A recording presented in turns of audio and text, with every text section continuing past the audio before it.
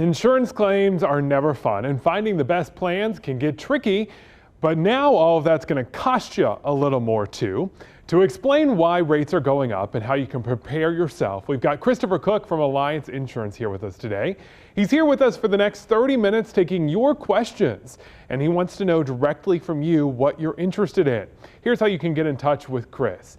You can text your questions to us through 336-379-5775. Your question is anonymous. The answer comes in real time right here on TV. So first up, rates are going up. We're going to have to pay more. Why? Well, that's unfortunate, but true.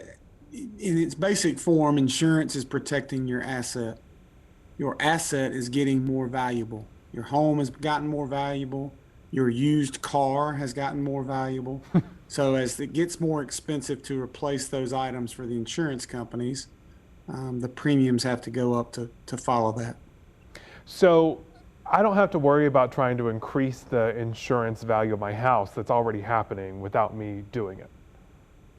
No, now that's not quite accurate. I can backtrack through that just a little bit with you, but for instance, back to the automobile conversation, a vehicle that you may have purchased last year for $20,000, the dealership's probably offering to buy that back for $27,000 or $28,000 currently.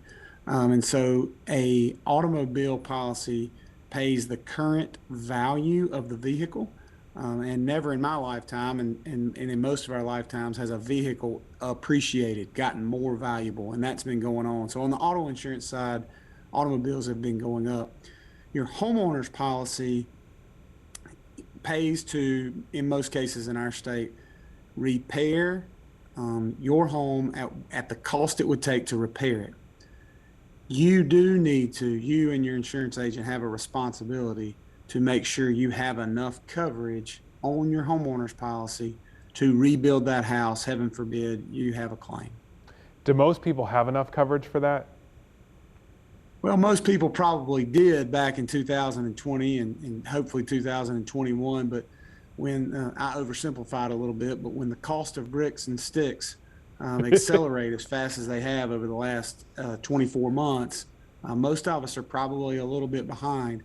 It wasn't too long ago you could build a nice new home in the Greensboro community for $150 a square foot.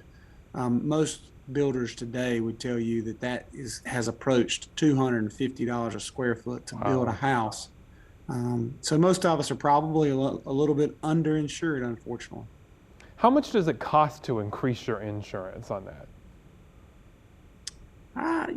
It's pretty close to a 1-for-1 ratio. If you were paying $1,000 a year to insure a $200,000 home, and you increase that amount of insurance double, let's say you went to a $400,000 home, it's going to be about double the insurance premium, about $2,000. So not quite double. I will emphasize it's not exactly a 1-for-1, but that's a good example. Are there any options to try to make up for some of those costs? Like, should we try to get a higher deductible maybe? There are certainly things you can do to offset some of those increases. Increasing your deductible will lower your insurance premium. Making sure you have all applicable discounts on your policy. So almost every carrier has a multi-policy discount. If you package your auto and your home and your umbrella liability policy, maybe your motorcycle policy, if you're someone who owns a toy like a boat or a motorcycle or an RV. There also are substantial discounts for having updated your roof, updating your heating and electrical system. There's discounts for having an alarm system in your home, paying your bill in full for the year rather than paying it monthly. So yes, there are discounts that are available to every insured on every insurance policy. You just have to make sure they're getting, you may want to check with your agent to make sure they're getting applied. What is the best way to shop around for insurance? Well, I'm going to answer that question a little bit self-servingly. As an independent insurance agent, that's your independent insurance agent's job in our state. If you have a local agent, local independent agent that you trust, they can work with all the carriers that they represent, and they can shop that around for you. Or you can pick up the phone or send emails and do that yourself with multiple different agents that you trust working with. I definitely think I need someone because I've tried it before and you get all the packages and they're not apples for apples. Yeah, apples for apples is a little bit of a misnomer because carriers offer different coverages or different endorsements or different discounts. There are independent agents, great ones across this state, and you can look them up at the IIANC website, Independent Insurance Agents of North Carolina, or you could just come to Alliance Insurance Services. But that's what an independent insurance agent does, is work with you to shop all the carriers that they represent. Okay, a question just came in about rising rates after a car accident. Someone said, our insurance rates went up 26%. We had no accidents that were our fault, but our daughter was hit while stopped at a red light by a drunk driver. Are they allowed to raise my rates because she was hit? Yeah, I hate this question and I hate the scenario, but it is a legitimate situation. What the insurance carrier would most likely tell you is they didn't raise your rates. What they did was they took away your incident-free discount.